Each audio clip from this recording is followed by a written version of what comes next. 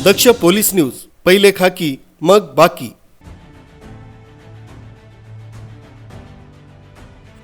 नांदूरनाका परिसरातील राहुल धोत्रे हत्या प्रकरणात कारागृहात असलेले भाजपचे माजी नगरसेवक उद्धव निमसे यांचे पुत्र रिद्धेश निमसे यांना भाजपकडून उमेदवारी देण्यात आली।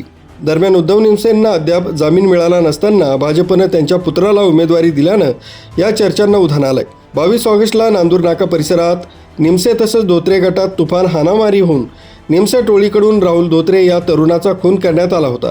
या प्रकरणात भाजपाचे माजी नगरसेवक उद्धव निमसे हे सध्या कारागृहात असून त्यांचे पुत्र रिद्धेश निमसे यांना भाजपकडून उमेदवारी देण्यात आल्यानं अनेकांच्या भुवया उंचावल्या आहेत। दरम्यान रिद्धेश निमसे यांनी बोलताना उमेदवारी दिल्याबद्दल भाजपच्या वरिष्ठ नेत्यांचे आभार मानले।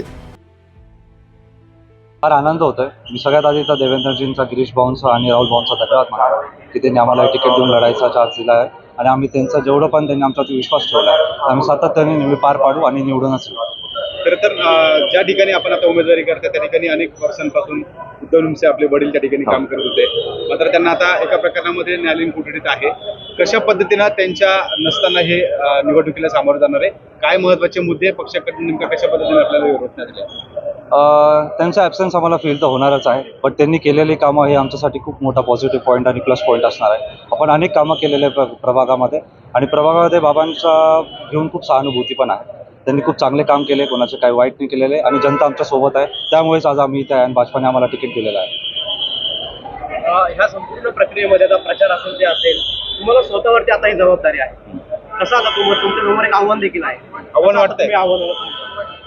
काहीच प्रॉब्लेम नाही। मी एज्युकेटेड इंडिव्हिज्युअल आहे, मी कॉन्फिडंट आहे। मला माहिती आहे मला जनतेला काय प्रोव्हाइड करायचं आहे। डेव्हलपमेंट, सुपिरियर इन्फ्रास्ट्रक्चर हेच आपल्याला अपेक्षित आहे सगळ्यांकडनं, आपण ते प्रोव्हाइड करणार।